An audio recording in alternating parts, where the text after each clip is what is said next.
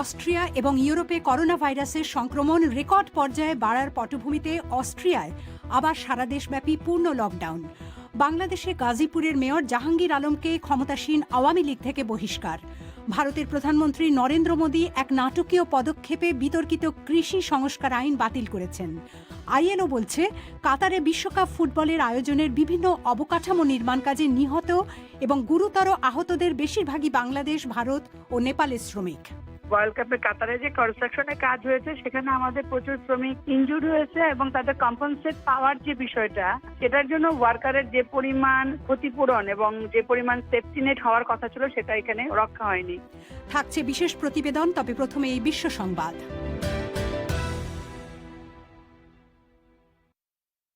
BBC Bangla খবর পড়ছি Masud Hasan Khan. Austria এবং ইউরোপের অন্যান্য বহু দেশে করোনা ভাইরাসের সংক্রমণ রেকর্ড পর্যায়ে বেড়ে যাওয়ায় অস্ট্রিয়া আবার সারা দেশব্যাপী পূর্ণ লকডাউন জারি এবং ভ্যাকসিন নেওয়া বাধ্যতামূলক করতে যাচ্ছে। অস্ট্রিয়ার চ্যান্সেলর আলেকজান্ডার শালেনবার্গ বলছেন, সোমবার থেকে লকডাউন শুরু হবে এবং তা সর্বোচ্চ 20 দিন চলবে। তবে টিকা না নেওয়া লোকেদের জন্য বিধিনিষেধ চালু থাকবে। তিনি বলছেন, ভুয়া খবরের কারণে দেশের বিপুল সংখ্যক লোককে টিকা নিতে রাজি করানো যায়নি। জার্মানির সেনেট করোনা ভাইরাস সংক্রমণের ঊর্ধ্বগতি সামাল দিতে একথোক ব্যবস্থা অনুমোদন করেছে। আগেই এমপিদের অনুমোদন পাওয়া এসব ব্যবস্থার আওতায় শুধুমাত্র টিকা নেয়া বা করোনার পরীক্ষা ছাড়া মানুষদের গণপরিবহন বা কর্মস্থলে যাওয়ার অনুমতি দেওয়া হবে। জার্মানির বহু এলাকায় ইতিমধ্যেই পানশালা, ক্যাফে এবং জিমে টিকা না নেয়া ব্যক্তিদের নিষিদ্ধ করা হয়েছে। বেলারুসের নেতা আলেকজান্ডার লুকাশেঙ্কো বিবিসিকে বলেছেন, সীমান্ত পার হয়ে পোল্যান্ডে ঢুকতে চেষ্টা করা অভিবাসীদের বেলারুসের নিরাপত্তা বাহিনী সাহায্য করেছে, এটা তার ভাষায় খুবই সম্ভব। ইউর জারি করা নিষেধাজ্ঞার জবাবে বেলারুস অভিবাসীদের তার দেশে আমন্ত্রণ জানিয়েছে, একথা বিবিসির সাথে এক একান্ত সাক্ষাৎকারে মিস্টার লুকাশেঙ্কো নাকচ করে দিয়েছেন। তবে তিনি বলেছেন, যারা আসছেন তাদের বেলারুস বাধা দেবে না। জর্জিয়ার কর্তৃপক্ষ বলছে, কারারুদ্ধ বিরোধী নেতা এবং সাবেক প্রেসিডেন্ট মিখাইল সাকাশভিলি তার 7 সপ্তাহের অনশন ধর্মঘট ত্যাগ করলে তাকে সামরিক হাসপাতালে স্থানান্তর করার প্রস্তাব তারা দিয়েছে। মিস্টার সাকাশভিলির স্বাস্থ্য নিয়ে উদ্বেগের পর এই ঘোষণা এলো। বৃহস্পতিবার তিনি অজ্ঞান হয়ে যাওয়ার পর চিকিৎসকরা তাকে দেখতে যান এবং জানান তার অবস্থা সংকটজনক। নির্বাচনের আগে মিস্টার সাকাশভিলি আকস্মিকভাবেই নির্বাসিত অবস্থা থেকে অক্টোবরের গোড়ায় দেশে ফিরে এলে তাকে কারারুদ্ধ করা হয়। জাতিসংঘ চীনের টেনিস তারকা পেং শুয়াই কোথায় আছে তা প্রকাশ করতে চীনের সরকারের প্রতি আহ্বান জানিয়েছে। জাতিসংঘ মানবাধিকার সংস্থা চীনের সাবেক উপপ্রধানমন্ত্রী ঝ্যাং গাওলির বিরুদ্ধে যৌন আক্রমণের যে অভিযোগ মিস পেং এনেছেন তার স্বচ্ছ তদন্তেরও আহ্বান জানিয়েছে। 2 সপ্তাহ আগে মিস পেং সামাজিক মাধ্যমে এক পোস্টে এই অভিযোগ এনে একটি পোস্ট দেওয়ার পর থেকে তাকে আর জনসমক্ষে দেখা যায়নি। মহিলা টেনিস সংস্থা WTA বলছে, তিনি যে নিরাপদে আছেন তার প্রমাণ না পেলে তারা টুর্নামেন্টগুলো চীন থেকে অন্যত্র সরিয়ে নেবে। গাজা নিয়ন্ত্রণকারী ফিলিস্তিনি সংগঠন হামাসকে একটি সন্ত্রাসী সংস্থা হিসেবে তালিকাভুক্ত করেছে ব্রিটিশ সরকার। স্বরাষ্ট্রমন্ত্রী প্রীতি প্যাটেল এক বিবৃতিতে বলেছেন, হামাসের হাতে সন্ত্রাস, প্রশিক্ষণ সুবিধা এবং উন্নত অস্ত্রশস্ত্রের মতো সক্ষমতা রয়েছে। ইসরায়েলি প্রধানমন্ত্রী নাফতালি বেনেট এই পদক্ষেপের জন্য ব্রিটিশ প্রধানমন্ত্রী বরিস জনসনকে ধন্যবাদ জানিয়েছেন। শর্টওয়েভ এবং FM ছাড়াও পরিক্রমা শুনছেন সরাসরি অনলাইনে bbcbangla.com-এ। পরিবেশন করছি মানসী বড়ুয়া। বাংলাদেশে গাজীপুরের মেয়র জাহাঙ্গীর আলমকে ক্ষমতাসীন আওয়ামী লীগ থেকে বহিষ্কার করা হয়েছে। আজ ঢাকায় আওয়ামী লীগের সভাপতি এবং প্রধানমন্ত্রী শেখ হাসিনার সভাপতিত্বে দলটির কেন্দ্রীয় কার্যনির্বাহী সংসদের এক বৈঠকে এই সিদ্ধান্ত নেওয়া হয়েছে। দলটির পক্ষ থেকে জানানো হয়েছে, মিস্টার আলমকে গাজীপুর মহানগর আওয়ামী লীগের সাধারণ সম্পাদকের পদ থেকে আজীবন বহিষ্কার করা হয়েছে। একই সাথে দলে তার প্রাথমিক সদস্য পদও বাতিল করা হয়েছে। বিস্তারিত জানাতে ঢাকা থেকে যোগ দিচ্ছেন কাদির কল্লোল। কাদির, তাকে বহিষ্কার করার পেছনে কি কারণ দেখানো হয়েছে? আসলে কিছুক্ষণ আগেই আওয়ামী লীগের কেন্দ্রীয় কার্যনির্বাহী সংসদের বৈঠকের পর সাংবাদিকদের বিষয়টা নিয়ে ব্রিফ করেছেন দলটির সাধারণ সম্পাদক ওবায়দুল কাদের। তিনি বলেছেন যে বাংলাদেশের প্রতিষ্ঠাতা রাষ্ট্রপতি শেখ মুজিবুর রহমান এবং মুক্তিযুদ্ধের শহীদদের নিয়ে কটাক্ষ করে মন্তব্য দিয়ে জাহাঙ্গীর আলম দলীয় শৃঙ্খলা ভঙ্গ করেছেন, সেজন্য তার বিরুদ্ধে তারা এই ব্যবস্থা নিয়েছেন, তাকে আওয়ামী লীগ থেকে বহিষ্কার করা হয়েছে। আসলে গত সেপ্টেম্বর মাসে গাজীপুরের মেয়র এই জাহাঙ্গীর আলমের মন্তব্যের একটি অডিও সামাজিক যোগাযোগ মাধ্যমে ছড়িয়ে পড়ার পর তা ভাইরাল হয়। সেই অডিওতে বাংলাদেশের মুক্তিযুদ্ধের ৩০ লাখ শহীদ এবং শেখ মুজিবুর রহমানের ভূমিকা নিয়ে তার মন্তব্য শোনা যায়। অডিওটি ছড়িয়ে পড়ার পর গাজীপুরের আওয়ামী লীগ এবং সেখানকার সহযোগী সংগঠনগুলোর নেতাকর্মীরা জাহাঙ্গীর আলমের বিরুদ্ধে দলীয় শৃঙ্খলা ভঙ্গ করার অভিযোগ তোলেন। গাজীপুরে আওয়ামী লীগের নেতাকর্মীরা তার বিরুদ্ধে সেখানে অবস্থান নিয়ে বিক্ষোভও করেছেন। তিনি তখন গাজীপুরে আওয়ামী লীগ নেতাকর্মীদের থেকে একেবারে বিচ্ছিন্ন হয়ে পড়েন। সেই প্রেক্ষাপটেই তাঁর বিরুদ্ধে সাংগঠনিক শৃঙ্খলা ভঙ্গের অভিযোগ কেন আনা হবে না, সেই মর্মে নোটিশও দেওয়া হয়েছিল আওয়ামী লীগের কেন্দ্রীয় কমিটির পক্ষ থেকে। এখন এসে তাকে দল থেকে বহিষ্কার করা হলো। যদিও মিস্টার আলম সে সময় বলেছিলেন যে একটি মহল তার বিরুদ্ধে চক্রান্ত করে এডিটেড অডিও ছড়িয়ে দিয়েছিল, কিন্তু ওবায়দুল কাদের বলেছেন যে প্রধানমন্ত্রী নিজে অডিও সহ সব ঘটনার তথ্য যাচাই করেই এরপর দলীয় কেন্দ্রীয় ফোরামে এই সিদ্ধান্ত নেওয়া হলো। তো তিনি তো গাজীপুর সিটি কর্পোরেশনের মেয়র। আওয়ামী লীগ দল থেকে তাকে বহিষ্কার করার পর তিনি কি এখন মেয়র পদে থাকতে পারবেন? আওয়ামী লীগের নেতারা বলছেন যে এখন জাহাঙ্গীর আলম গাজীপুর সিটি কর্পোরেশনের মেয়রের পদে থাকতে পারবেন না। দলটির যুগ্ম সাধারণ সম্পাদক মাহবুবুল আলম হানিফ, তার সঙ্গে আমি কথা বলছিলাম কিছুক্ষণ আগে, তিনি বলেছেন যে জাহাঙ্গীর আলম দলীয় মনোনয়নে গাজীপুরের মেয়র নির্বাচিত হয়েছিলেন। এখন দল থেকে যেহেতু বহিষ্কার করা হয়েছে, ফলে তিনি মেয়র পদে থাকতে পারবেন না, এ ব্যাপারে তারা ব্যবস্থা নেবেন। আওয়ামী লীগের সাধারণ সম্পাদক ওবায়দুল কাদের তিনিও সাংবাদিকদের বলেছেন যে জাহাঙ্গীর আলমকে দল থেকে বহিষ্কারের এই সিদ্ধান্ত এখন স্থানীয় সরকার মন্ত্রণালয়কে জানানো হবে এবং স্থানীয় সরকার মন্ত্রণালয় আইনগত ব্যবস্থা নেবে। আর নির্বাচন পর্যবেক্ষণ করেন এমন অনেকের সঙ্গে আমি কথা বলেছি, তারা বলছেন যে দলীয় প্রতীকে দলীয় মনোনয়নে যেহেতু নির্বাচন করেছিলেন, ফলে দল থেকে বহিষ্কার হলে তার ওই পদে মেয়র পদে আর থাকার কথা নয়, সেটি তারা বলছেন। তিনি ২০১৮ সালে গাজীপুর সিটি কর্পোরেশনের দ্বিতীয়বার মতো নির্বাচন হয়েছিল, সেই নির্বাচনে আওয়ামী লীগ থেকে মেয়র হয়েছিলেন। তো কাদের জাহাঙ্গীর আলম কি বলছেন, তার কি প্রতিক্রিয়া? দলের এই সিদ্ধান্তের ব্যাপারে জাহাঙ্গীর আলমের সঙ্গে আমি যোগাযোগ করেছিলাম। তিনি যেটা বলেছেন যে তাকে এখনও আনুষ্ঠানিকভাবে কোনো সিদ্ধান্ত জানানো হয়নি, তিনি দাবি করেছেন। দল থেকে বহিষ্কারের সিদ্ধান্ত যখন তিনি আনুষ্ঠানিকভাবে জানতে পারবেন, তিনি বলেছেন যে তিনি তখন সংবাদ সম্মেলন করে তার বক্তব্য তিনিও আনুষ্ঠানিকভাবে তুলে ধরবেন। তবে জাহাঙ্গীর আলম বলেছেন যে তিনি কারণ দর্শানোর নোটিশের জবাব দিয়েছিলেন, তার বক্তব্য দিয়েছিলেন দলকে, কিন্তু এরপরও তিনি মনে করেন যে তার সাথে কথা না বলে কেন্দ্রীয় নেতৃত্ব তার বক্তব্য সরাসরি না শুনে একতরফাভাবে তার বিরুদ্ধে সিদ্ধান্ত নেওয়া হয়েছে। তবে আওয়ামী লীগ নেতা ওবায়দুল কাদের বলেছেন যে ঘটনা যা ঘটেছে, যে বক্তব্যগুলো এসছে, তিনি কারণ দর্শানোর নোটিশের জবাব দিয়েছেন, সব বিষয়গুলো তাদের দলের উচ্চ পর্যায়ে তদন্ত করা হয়েছে। তদন্তের ভিত্তিতে, সেই প্রতিবেদনের ভিত্তিতেই কিন্তু এখন ব্যবস্থা নেওয়া হলো, সেটা ওবায়দুল কাদের বলেছেন তাদের দলের সিদ্ধান্ত নেওয়ার পেছনে যুক্তি তুলে ধরে। আপনাকে অনেক ধন্যবাদ। ঢাকা থেকে বলছিলেন কাদির কল্লোল। ভারতের প্রধানমন্ত্রী নরেন্দ্র মোদী এক নাটকীয় পদক্ষেপে বিতর্কিত কৃষি সংস্কার আইন বাতিল করার কথা বলেছেন। তিনি বলেছেন, প্রস্তাবিত ৩টি কৃষি সংস্কার আইন, যার বিরোধিতা করে প্রায় ১ বছর ধরে কৃষকরা বিক্ষোভ করছেন, সেগুলো বাতিল করা হবে। উত্তর ভারতে পাঞ্জাব আর উত্তরপ্রদেশ রাজ্যে নির্বাচনের আগে মিস্টার মোদী এই সিদ্ধান্ত ঘোষণা করলেন। কৃষকরা এই সিদ্ধান্তকে স্বাগত জানালেও বলেছেন, সংসদে এই আইন আনুষ্ঠানিকভাবে প্রত্যাহার না করা পর্যন্ত তারা আন্দোলন চালিয়ে যাবেন। সংবাদদাতা অমিতাভ ভট্টশালীকে জিজ্ঞেস করেছিলাম, মিস্টার মোদী এই আইন বাতিলের পেছনে কি যুক্তি দিয়েছেন? আজ সকাল ৯টার সময় জাতির উদ্দেশ্যে এক ভাষণ দিতে শুরু করেন নরেন্দ্র মোদী। সেখানে তিনি প্রথমেই বলেন যে আজ আমি আপনাদের গোটা দেশকে এটাই বলতে এসেছি যে আমরা ৩টি কৃষি আইন প্রত্যাহার করে নেওয়ার সিদ্ধান্ত নিয়েছি। দেশবাসীর কাছে স্বচ্ছ হৃদয়ে আমি ক্ষমা চাইছি, কৃষকদের আমরা বোঝাতে পারিনি, আমাদের চেষ্টায় কোনো ত্রুটি ছিল। তিনি এটা উল্লেখ করেন যে এ মাসের শেষের দিকে সংসদ অধিবেশনে ৩টি কৃষি আইন প্রত্যাহার করে নেওয়ার সাংবিধানিক প্রক্রিয়া তারা সম্পন্ন করবেন। মিস্টার মোদী এটাও দাবি করেন যে ৩টি বিতর্কিত কৃষি সংস্কার আইন অর্থাৎ কৃষকদের উৎপাদিত কৃষি পণ্যের ব্যবসা ও বাণিজ্য সংক্রান্ত আইন, 2 নম্বরটা হচ্ছে অত্যাবশ্য পণ্য আইন এবং 3 নম্বর হচ্ছে কৃষি পণ্যের মূল্য নির্ধারণ এবং কৃষি পরিষেবা সংক্রান্ত কৃষক চুক্তি আইন। এই 3টে আইন তারা ছোট কৃষকদের সহায়তার জন্যই এনেছিলেন এবং কৃষি বিশেষজ্ঞ এবং অর্থনীতিবিদরা আইনগুলোর পক্ষেই ছিলেন, এটাও মিস্টার মোদী উল্লেখ করেন।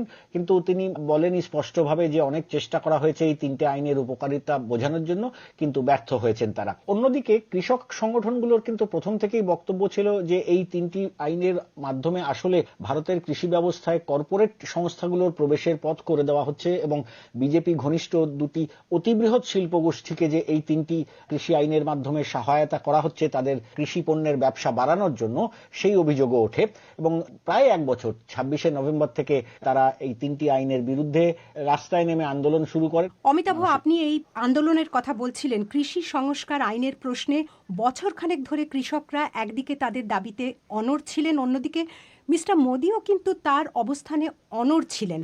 এখন হঠাৎ নাটকীয়ভাবে তার এই সিদ্ধান্ত বদলানোর কারণ কি? ঠিকই বলেছেন, শুধু মিস্টার মোদী যে অনড় ছিলেন তা নয়, বিজেপির শীর্ষ নেতা মন্ত্রীরা বহুবার এই কৃষক আন্দোলনকে কখনো বলেছেন খালিস্তানিদের মদতপুষ্ট, পাকিস্তানের মদতপুষ্ট বা মাওবাদী বামপন্থীরা হাইজ্যাক করে নিয়ে গেছে এই আন্দোলনকে, 2 মিনিটের মধ্যেই আন্দোলনকারীদের শায়েস্তা করে দেওয়া যায়, এ ধরনের কটূক্তিও কিন্তু বারে বারে গত 1 বছর ধরে করেছেন। এটার পেছনে 2টো কারণ আছে। প্রথমত, ভারতে টানা 1 বছর ধরে কোনো একটা ইস্যুতে লাখ লাখ কৃষক জমায়েত করছেন, আন্দোলন বিক্ষোভ চালাচ্ছেন, এই গোটা ঘটনাটাই বিজেপির যে একটা কড়া শাসনের একটা ভাবমূর্তি রয়েছে সেটাতে অনেকটা ধাক্কা দিয়েছে। আসলে সেটা বিজেপি নেতাদের কথাতেও অনেক সময় উঠে এসেছে। কিন্তু আবার অন্যদিকে ভোট রয়েছে উত্তরপ্রদেশ এবং পাঞ্জাবে, খুবই গুরুত্বপূর্ণ 2টো রাজ্য, সেই ভোটের অঙ্ক হিসাব করেই কিন্তু এই সময়ে পিছিয়ে এলেন নরেন্দ্র মোদী, এটাই বিশ্লেষকরা মনে করছেন। আপনি আসন্ন নির্বাচনের কথা বলছিলেন, কিন্তু এই ইউটার্ন নরেন্দ্র মোদীর জন্য কত বড় ধাক্কা?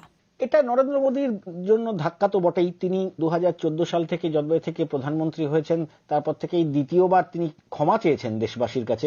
এবছরই কোভিডের দ্বিতীয় ঢেউতে যখন জেরবার হয়ে গিয়েছিল গোটা দেশ, তখন তিনি একবার ক্ষমা চেয়েছিলেন এবং এই আজকে দ্বিতীয়বার তিনি ক্ষমা চাইলেন। কিন্তু যেটা বিশ্লেষকরা মনে করছেন যে নরেন্দ্র মোদীর ব্যক্তিগত ভাবমূর্তিতে কিছুটা যদি ধাক্কা লাগেও বা, তার থেকেও কিন্তু বড় ইস্যু তাদের সামনে এখন উত্তরপ্রদেশ নির্বাচনে জেতাটা এবং পাঞ্জাবেও নির্বাচন আছে। এই 2টো রাজ্য থেকেই কিন্তু সব থেকে বেশি কৃষক এই আন্দোলনে অংশগ্রহণ করেছেন এবং যদি পশ্চিম উত্তরপ্রদেশের দিকে আমরা তাকাই, সেখানে কিন্তু বিজেপি বেশ চাপের মুখেই রয়েছে। এখানে যদি কাস্ট ইকুয়েশনটা আমরা দেখি, ওখানে মুসলমান রয়েছেন প্রায় 32%, দলিত রয়েছেন 18% আর জাট রয়েছে 12% এবং অন্যান্য পিছিয়ে থাকা শ্রেণীর মানুষ 30%। এবং এই মুসলমান ভোটটা তো বিজেপির খাতায় কোনোদিন যাবেই না এবং এই যে জাট ভোট 12%, সেই জাট ভোট, জাটরা কিন্তু বড় কৃষক এবং মধ্য কৃষক, তারা কিন্তু এই 3টি কৃষি আইন নিয়ে যথেষ্ট রুষ্ট, তারাই 1 বছর ধরে আন্দোলনটা চালিয়ে গেছেন। বিশ্লেষকদের মনে এই সন্দেহটাও আছে যে কৃষি আইন প্রত্যাহার করে নেওয়া সত্ত্বেও যে অংশকে রুষ্ট করে দিয়েছেন বিজেপি এই 3টে কৃষি আইনের মাধ্যমে, তাদের আস্থাকে আবারও ফিরে পাবেন কিনা ভোটের বাক্সে, এটা কিন্তু নিয়ে সন্দেহ আছে। অমিতাভ ভট্টশালী। আন্তর্জাতিক শ্রম সংস্থা বা আইএলও বলেছে, কাতারে বিশ্বকাপ ফুটবলের আয়োজনের বিভিন্ন অবকাঠামো নির্মাণ কাজ করতে গিয়ে কমপক্ষে যে 50 জন নির্মাণ শ্রমিক নিহত এবং 500 জন নির্মাণ শ্রমিক এবং 500 জন গুরুতর আহত হয়েছে, তাদের বেশিরভাগই বাংলাদেশ, ভারত এবং নেপালের শ্রমিক। গত বছর কাতারে শ্রমিকের হতাহতের ঘটনার এই তথ্য আইএলও আজ প্রকাশ করে বলেছে, এসব ঘটনার সঠিক তদন্তও করা হয়নি। বাংলাদেশের কর্মকর্তারা বলেছেন, শ্রমিকের নিরাপত্তা নিয়ে কোনো অভিযোগ এলেই কাতার কর্তৃপক্ষের সাথে যোগাযোগ করে তারা তা সমাধানের চেষ্টা করে থাকে। ঢাকা থেকে কাদির কল্লোল। 2022 সালে বিশ্বকাপ ফুটবলের আয়োজক দেশ কাতার, সেজন্য দেশটিতে কয়েক বছর ধরে ফুটবলের স্টেডিয়াম সহ বিভিন্ন অবকাঠামো নির্মাণের কাজ করছে বাংলাদেশ, ভারত সহ অনেক দেশের হাজার হাজার শ্রমিক। এই কর্মকাণ্ডের গত বছরের পরিবেশ পরিস্থিতি নিয়ে আজ প্রতিবেদন প্রকাশ করেছে আইএলও। সেই প্রতিবেদনে আইএলও কাতারে নির্মাণ কাজে বিদেশি শ্রমিকের নিরাপত্তা নিয়ে যেমন প্রশ্ন তুলেছে, একই সাথে সংস্থাটি কাজের সময় শ্রমিকের আহত বা নিহত হওয়ার ঘটনাগুলোর সঠিক তদন্ত না হওয়ারও অভিযোগ করেছে। কাতারে বিশ্বকাপ ফুটবলের অবকাঠামোর নির্মাণ কাজে রয়েছেন এমন একজন বাংলাদেশি শ্রমিক নাম প্রকাশ না করার শর্তে সেখান থেকে বলেছেন 2 বছর আগে তিনি যখন কাজে গেছেন তখন নিরাপত্তা ঝুঁকি অনেক বেশি ছিল এবং সেজন্য তার বাংলাদেশি অনেক সহকর্মীকে সে সময় হাসপাতালেও চিকিৎসা নিতে হয়েছে। এখন নিরাপত্তা ঝুঁকি অনেকটা কমেছে বলে তিনি দাবি করেছেন। বাংলাদেশের একজন ইঞ্জিনিয়ার মোহাম্মদ জালাল কাতারে ভবন নির্মাণের একটি কোম্পানিতে কাজ করেন। তিনি বলেছেন শ্রমিক যারা কাজ করতে যায় তাদের নির্মাণ কাজ সম্পর্কে আগের অভিজ্ঞতা থাকে না, সেটিও বড় ঝুঁকি তৈরি করে। ওয়ার্ল্ড কাপ জড়িত কর্মকাণ্ডেই অ্যাক্সিডেন্ট হয় না, ইভেন এই যেটা স্বাভাবিক কনস্ট্রাকশনে কিন্তু অ্যাক্সিডেন্ট হয় এরকম হালকা পাতলা, এদের কিন্তু যথেষ্ট মেজার নেওয়া হয়। বাঙালিদের একটা নেগলিজেন্সি সব ব্যাপারেই থাকে, কিন্তু নেগলিজেন্সি থাকলেও এদের কর্তৃপক্ষ মনে করেন স্টেডিয়াম বানানো বা মেট্রো এই সমস্ত কর্মকাণ্ডে সেফটির ব্যাপারে এরা যথেষ্ট কেয়ারিং। আইএলও বলেছে কাতারে গত বছর বিশ্বকাপের স্টেডিয়াম সহ বিভিন্ন অবকাঠামো নির্মাণে হতাহতদের বেশিরভাগই বাংলাদেশ, ভারত এবং নেপালের শ্রমিক। প্রবাসী শ্রমিকদের অধিকার নিয়ে কাজ করেন সুমাইয়া ইসলাম। তিনি জানিয়েছেন গত বছর শুরুর দিকে কয়েকজন শ্রমিক কাতারে নির্মাণ কাজ করতে গিয়ে আহত হয়ে দেশে ফিরেছেন, কিন্তু কাতার কর্তৃপক্ষ থেকে যথাযথ ক্ষতিপূরণ তারা পাননি। ওয়ার্ল্ড কাপে কাতারে যে কনস্ট্রাকশনে কাজ হয়েছে সেখানে আমাদের প্রচুর শ্রমিক ইনজুর্ড হয়েছে এবং তাদের কম্পেনসেট পাওয়ার যে বিষয়টা, আইএলওর যে বিধান, মানে তাদের ওয়ার্কারের যে অঙ্গহানি বা তার মারা গেলে পরে যে কম্পেনসেট, সেটা মেগা কোম্পানির আন্ডারে হয়েছে, তো সেগুলো সেভাবে করে দেখে নাই। আর তো যে ওয়ার্ক হ্যাজার্ড, মানে কাজ করতে যে হ্যাজার্ডের সম্মুখীন হয়েছে আমাদের শ্রমিকরা, সেটার জন্য ওয়ার্কারের যে পরিমাণ ক্ষতিপূরণ এবং যে পরিমাণ সেফটি নেট হওয়ার কথা ছিল সেটা এখানে রক্ষা হয়নি। কাতারে গত বছর নির্মাণ শ্রমিকের আহত নিহত হওয়ার যে পরিসংখ্যান এখন আইএলও দিয়েছে তাতে বাংলাদেশের শ্রমিক কতজন থাকতে পারে তার কোনো পরিসংখ্যান বাংলাদেশের কর্তৃপক্ষের কাছ থেকে পাওয়া যায়নি। কাতারে বাংলাদেশ দূতাবাসের শ্রম বিষয়ক কনসুলার ডক্টর মুস্তাফিজুর রহমান বলেছেন কোনো ঘটনা ঘটলেই তারা কাতার কর্তৃপক্ষের সাথে যোগাযোগ করেন। তিনি দাবি করেন কাতার কর্তৃপক্ষ তাদের অভিযোগ আমলে নিয়ে সেগুলো সমাধানের চেষ্টা করে। এইটুকু আমার বক্তব্য হলো যে আমরা এখানে লেবার ওয়েলফেয়ার নিয়েছি আমাদের শ্রমিকদের কল্যাণ করার জন্য, আমাদের প্রবাসী ভাইদের কল্যাণ করার জন্য। সেই কল্যাণ নিশ্চিতে আমরা সর্বোচ্চভাবে চেষ্টা করে থাকি। এই প্রসেসের অংশ হিসাবে আমাদের কাছে যে সমস্ত আপনার কনসার্ন গুলো, আমাদের শ্রমিকদের কল্যাণ সংক্রান্ত কনসার্ন গুলো আসে, সেটা আমরা কাতার কর্তৃপক্ষের সাথে সময়ে সময়ে এটা আলাপ করে এটা আমরা সমাধানের চেষ্টা করে থাকি। আমরা যখন কোনো কনসার্ন নেই, তারা কাতার সরকার সেটা চেষ্টা করে থাকে সেই বিষয়গুলো নিয়ে আপনার কাজ করার এবং এগুলা ইমপ্রুভ করার। কাতারে এখন 4 লাখের বেশি বাংলাদেশের নাগরিক বিভিন্ন সেক্টরে কাজ করছেন। এর মধ্যে শতকরা 80 ভাগই সেখানে নির্মাণ শ্রমিক হিসেবে রয়েছেন। কাদির কল্লোল। এখানে জানিয়ে রাখি আগামীকালের ফোন ইনের বিষয়। বাংলাদেশে বাস ভাড়া বাড়ানোর ফলে যাত্রী এবং বাস শ্রমিক উভয় পক্ষই মুখোমুখি অবস্থানে চলে গেছে মনে হচ্ছে। ভবিষ্যতে এ ধরনের পরিস্থিতি এড়াতে হলে কি করা উচিত বলে আপনার মনে হয়? মতামত জানাতে 017141155578 এই নম্বরে SMS করে আপনার নাম ও ঠিকানা, ফোন নাম্বার জানিয়ে দিন। অনুষ্ঠানের আগে আমরাই আপনার সাথে যোগাযোগ করব। আপনারা শুনছেন বিবিসি বাংলার পরিক্রমা। ভারত বাংলাদেশ সীমান্তে গুলি চালনা আর তাতে মৃত্যুর ঘটনা প্রায়ই জানা যায়, কিন্তু তার বাইরে ভারতের দিকে সীমান্তবাসী মানুষের জীবনের প্রতিটি চলাফেরা, চাষাবাদ, বিয়ে শাদী, এমনকি ঘর থেকে বাথরুমে যাওয়ার ওপরেও যেভাবে বিএসএফ নজরদারি করে তা না শুনলে অবিশ্বাস্য মনে হয়। বহু ভারতীয় এই কথিত হেনস্থার হাত থেকে বাঁচতে সীমান্ত অঞ্চল ছেড়ে চলে গেছেন বা চলে যাওয়ার কথা ভাবছেন। সম্প্রতি সীমান্তের জিরো লাইন থেকে বিএসএফের এখতিয়ার 15 কিলোমিটার থেকে বাড়িয়ে 50 কিলোমিটার পর্যন্ত করে দিয়েছে কেন্দ্রীয় সরকার। এই সিদ্ধান্তে কী প্রতিক্রিয়া পশ্চিমবঙ্গের উত্তর 24 পরগনার সীমান্তবর্তী গ্রামগুলোর মানুষদের এবং কিভাবে বিএসএফের নিয়ন্ত্রণে তারা থাকেন তা দেখে এসেছেন অমিতাভ ভট্টশালী।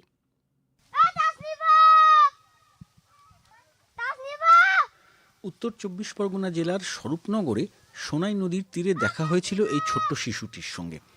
নদীর অন্যদিকে তার বন্ধু তসলিমাকে ডাকছিল সে। তসলিমা থাকে বাংলাদেশে, আর তার বন্ধু এই শিশুটির বাড়ি পশ্চিমবঙ্গের হাকিমপুরে। গ্রামের নাম তারালি। এই সোনাই নদী এখানে ভারত আর বাংলাদেশের সীমান্ত। দুই রাষ্ট্রের বাসিন্দাদের মধ্যে নদীর দুদিক থেকে গলা তুলে কথাবার্তা এখানে নিয়মিতই হয়। যখন গোসল করার, স্নান করার টাইম হয় তখন হয়। এখানে অনেকের আত্মীয় আছে ওখানে।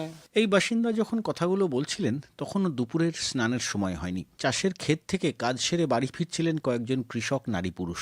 মাঠের পাশ দিয়ে তারা যখন আসছিলেন দূর থেকেই দেখছিলাম বিএসএফের এক সদস্য তাদের কাছে কিছু পরীক্ষা করে দেখতে চাইছেন। একটু এগিয়ে আসার পরে তাদের কাছে জানতে চেয়েছিলাম বিএসএফ কি পরীক্ষা করছিল। জবাবে রেনু গাজী আর রুহুল আমিন সর্দার বলছিলেন, ওই বললো তোমার কাছে কি কি আছে, বাড়ি মারো, বইসো, ওঠো, গায়ে বাড়ি মারো। মহিলা কনস্টেবল ছিল না না নেই।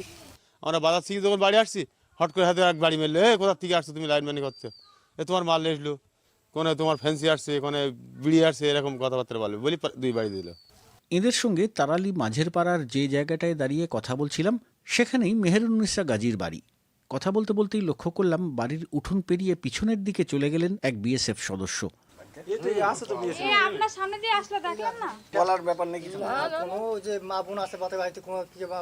বাড়ির লোকের কাছে অনুমতি নেওয়ার প্রশ্নই নেই। মিসেস গাজী বলছিলেন তার জমি ভারতের ভেতরেই, তবুও চাষের ক্ষেতে যেতে গেলে পরিচয়পত্র দেখাতেই হবে, এটাই নিয়ম। আই কার্ড ছাড়া কেউ কোথাও যেতে পারে না। আমাদের যে পাশে মাঠ আছে এটা ইন্ডিয়ার ভিতরে, তবুও আমাদের মাঠে যেতে গেলেও আই কার্ড বা ওদের একটা বলে যেতে হবে যে আমরা কি জন্য যাচ্ছি। কিংবা ধরেন আমরা বাস স্ট্যান্ডের থেকে আসছি, একটা আমি বাড়ির জন্য কিছু জামা কাপড় নিয়ে আসবো, মানে এগুলো নিয়ে আসতে গেলে আমার একটা পারমিশন লাগবে। বলেছে ফেন্সিডাল কেস, নারী কেস, গরু কেস, যে কোনো কেসে আমার ফাঁসি দেবে। আমরা একটা বিশাল ভয়ের ভিতরে আছি। একটু দূরে জসমিনা বিবিদের বাড়ি। ঘরকন্যার কাজ করতে করতেই তিনি বলছিলেন শুধু যে চাষের ক্ষেতে যাওয়ার সময় বা বাজার থেকে ফেরার পথে বিএসএফের জিজ্ঞাসাবাদের মুখে পড়তে হয় তা নয়, বাড়িতে বিয়ে শাদী হলেও আগে থেকে অনুমতি নিতে হয় সীমান্তরক্ষী বাহিনীর। বিয়ে শাদির জন্য আমাদের ক্যাম্পে হচ্ছে মানে ওদের বলতে হয় যে আমাদের ছেলে কি মেয়ে মানে বিবাহ দেবো, তার জন্য ওদের জানাতে হয়। আমাদের এদিকে যে ছেলে মেয়েদের মানে বিবাহ দেওয়ার জন্য যে বাইরে যে সম্বন্ধ আমরা দেখাশুনো করি, তারা বর্ডারে আসতে চায় না, কেননা যে ওই চেক করে বলে, ওই জন্য ওরা এদিকে আমাদের বর্ডারে মোটেও আসতে চায় না, যার জন্য সব গ্রাম অঞ্চলেই বিয়ে শাদী হয়ে যাচ্ছে। হাকিমপুরের মেহেরুন্নিসা গাজী যেমন বলছিলেন যে তিনি সবসময় ভয়ে থাকেন যে তাকে যাতে বিএসএফ ভুয়ো মামলা দিয়ে ফাঁসিয়ে না দেয়।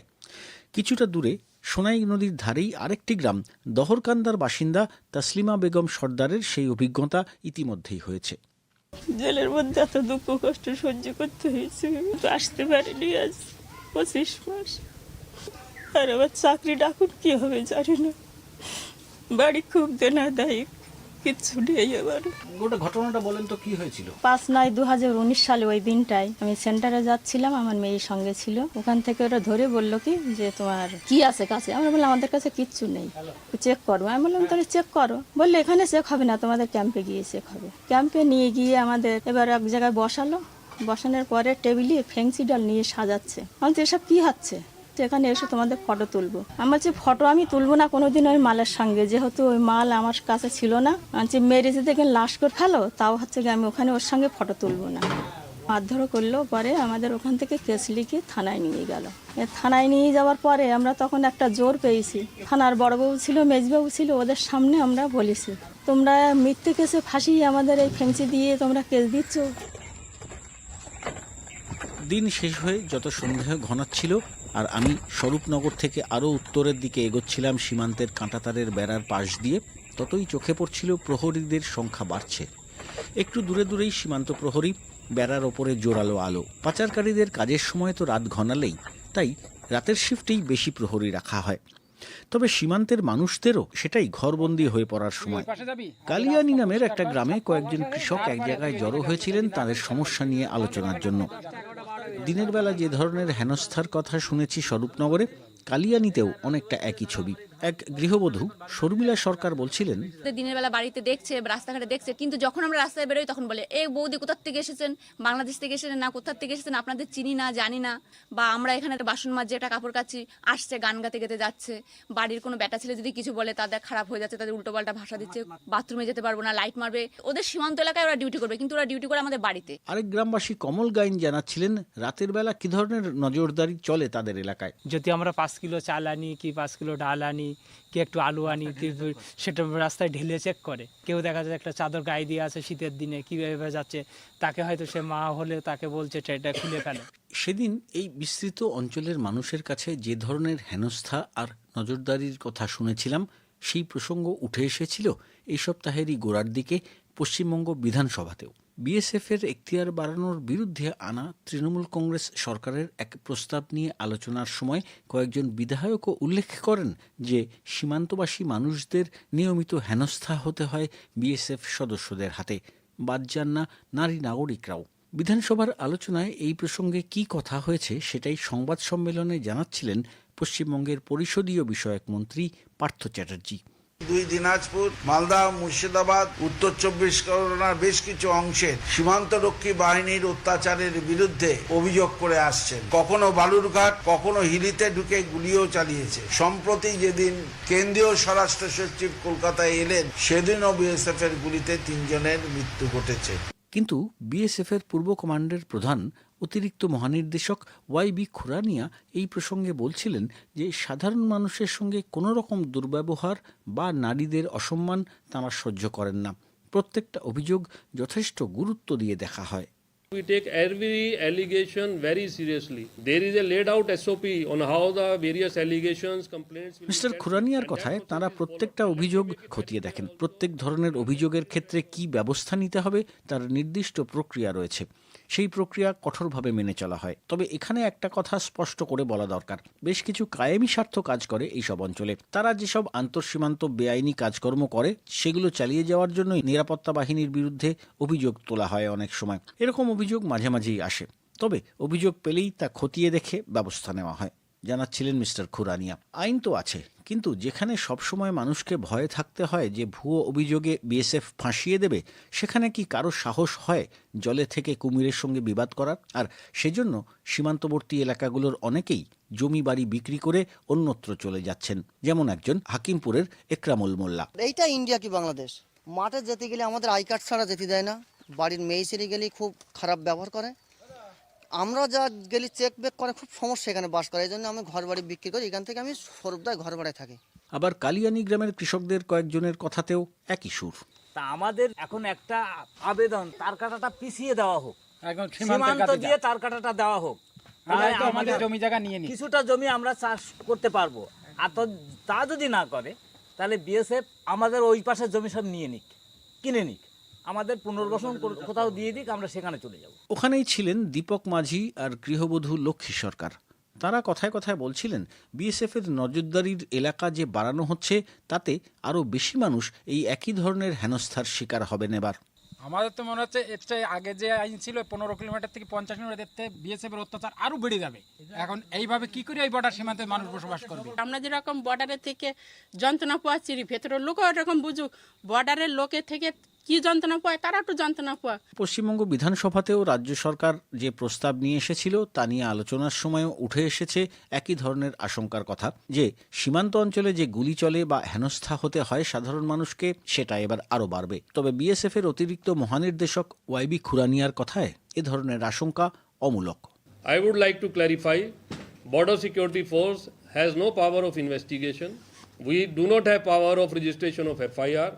মিস্টার খুরানিয়া বলছিলেন, এটা স্পষ্ট করে বলা দরকার যে বিএসএফ এর হাতে কোনো তদন্ত করার ক্ষমতাই নেই, এফআইআরও দায়ের করতে পারে না তার বাহিনী। তল্লাশি বা বাজেয়াপ্ত করা বা আটক করার প্রতিটা ঘটনাই স্থানীয় পুলিশ বা অন্য আইনশৃঙ্খলা বাহিনীর হাতে তুলে দেওয়া হয়। তারপরে কি হবে সেটা ঠিক করে সেই সব এজেন্সি। 11ই অক্টোবরের 3টি নির্দেশিকা আসার পরেও অবস্থাটা কিন্তু একই থাকছে। বিএসএফ এর ক্ষমতা একই থাকছে, শুধু এলাকাটা 15 কিলোমিটার থেকে 50 কিলোমিটার করা হয়েছে, জানাচ্ছিলেন ওয়াইবি খুরানিয়া। বাহিনীর অতিরিক্ত মহানির্দেশক যে ব্যাখ্যা দিলেন তাতে যে মানুষ খুব একটা আশ্বস্ত হতে পারলেন তা নয়। কারণ যে আইনের বলে বিএসএফ সদস্যরা এখন কালিয়ানী বা হাকিমপুর বা দহরকান্দার মানুষের বাড়িতে যখন তখন ঢুকে পড়েন, রাত্রিবেলা বাইরে বেরোতে সেখানকার মানুষের ভয় হয় বা সবসময় ভারতীয়ত্বের পরিচয়পত্র সঙ্গে রাখতে হয়, আইনটা যদি সেই একই থাকে তাহলে তো সেই পরিস্থিতি হবে সীমান্ত থেকে 50 কিলোমিটার পর্যন্ত বিস্তীর্ণ এলাকার মানুষেরও। তবে বিএসএফ কর্মকর্তারাই নাম উল্লেখ না করার শর্তে বলছেন, কর্মী স্বল্পতার কারণে যে বাহিনী নিয়ে সীমান্ত নজরদারি করাই তাদের কাছে বড় দায়, সেই বাহিনীর ওপরে বিরাট এলাকার কাজের দায়িত্ব দিলে তা সামলানো কঠিন। অমিতাভ ভট্টশালী।